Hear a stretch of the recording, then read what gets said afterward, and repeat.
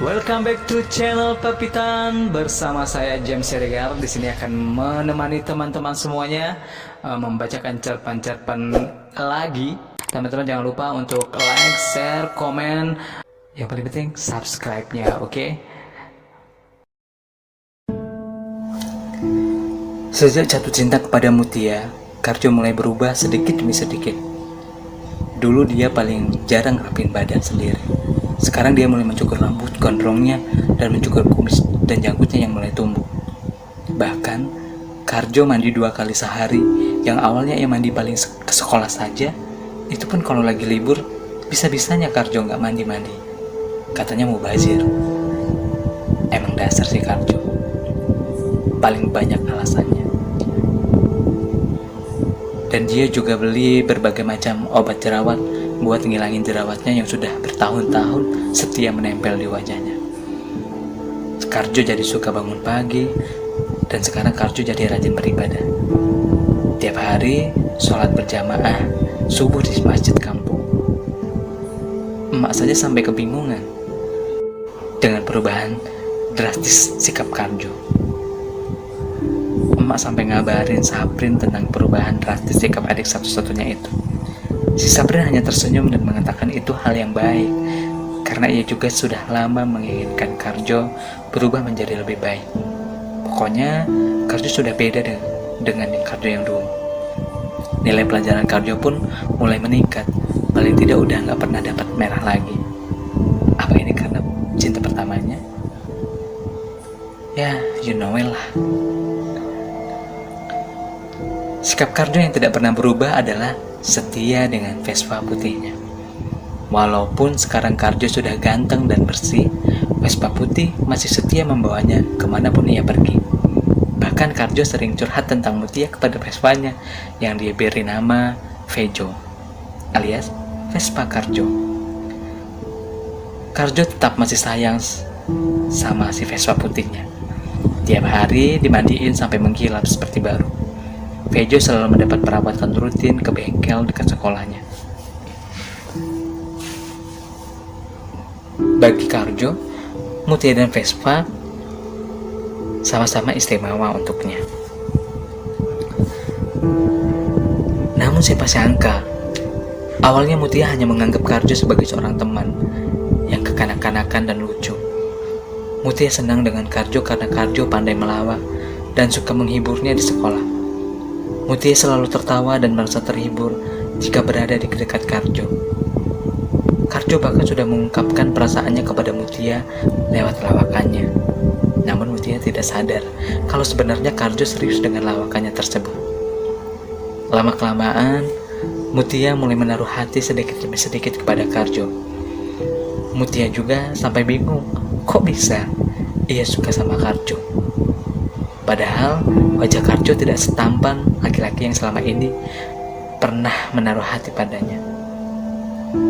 Tapi ia sadar, yang membuat dirinya menyukai Karjo bukan karena tampangnya, tapi karena kepribadian Karjo yang baik, pandai menghibur, dan selalu membuat Mutia tertawa. Mutia juga merasa nyaman berada di dekat Karjo. Dia merasa kalau Karjo itu laki-laki tulus yang berbeda dengan laki-laki di luar sana yang hanya menganggapnya wanita cantik biasa.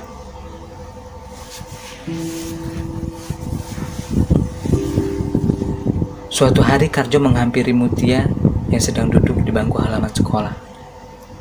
Seperti biasa, sebelum bertemu Mutia, pasti rambut dirapiin dulu sampai ngecek-ngecek napas bawa apa enggak.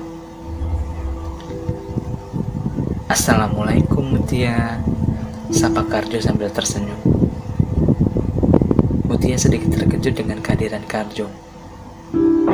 Kemudian menjawab salam Karjo. Waalaikumsalam. Kamu kenapa, Mu? Kok murung gitu? Ada masalah ya? Tanya Karjo. Mutia menggeleng pelan.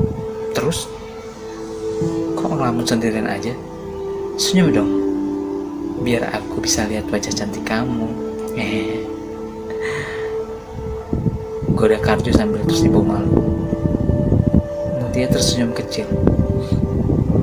Karjo, aku boleh nanya sesuatu nggak sama kamu? Tapi kamu nggak boleh nanya balik. Kamu cukup tinggal jawab aja kok, kata Mutia. Karjo mengangguk-angguk, kemudian duduk di depan Mutia dengan jarak yang sedikit jauh. Menurut kamu, aku ini wanita seperti apa sih? Tanya Mutia. Karjo mengerutkan kening, keheranan mendengar pertanyaan Mutia secara tiba-tiba. Maksud kamu nanya ya seperti itu? Udah aku bilang, kamu gak perlu nanya balik. Dijawab aja cukup, sahut Mutia, masih dengan suara yang lembut. Oke. Menurutku, kamu itu wanita yang baik, lembut, sopan, dan yang utama kamu itu cantik loh, kata Karjo sambil tersenyum. Mutia mulai mengangkat pandangannya, tapi dengan raut wajah yang sedikit berubah. Cantik? Iya. Waktu pertama kita bertemu saat aku dihukum dulu, aku itu terpesona banget loh sama kecantikan kamu. Aku sampai bertanya-tanya, ini bidadari dari mana ya? Ini anugerah dari Allah yang luar biasa.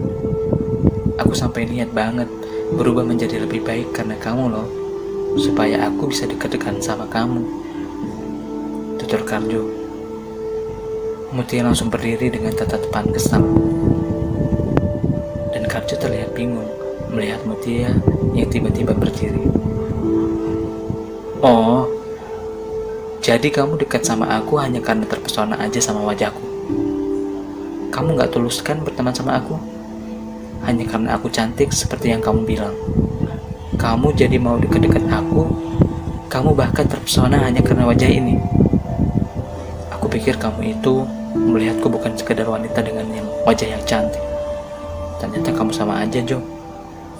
Timpal Mutia sedikit kesal dan nadanya bicaranya sedikit lebih tinggi. Dan Karjo jadi kebingungan dengan sikap Mutia.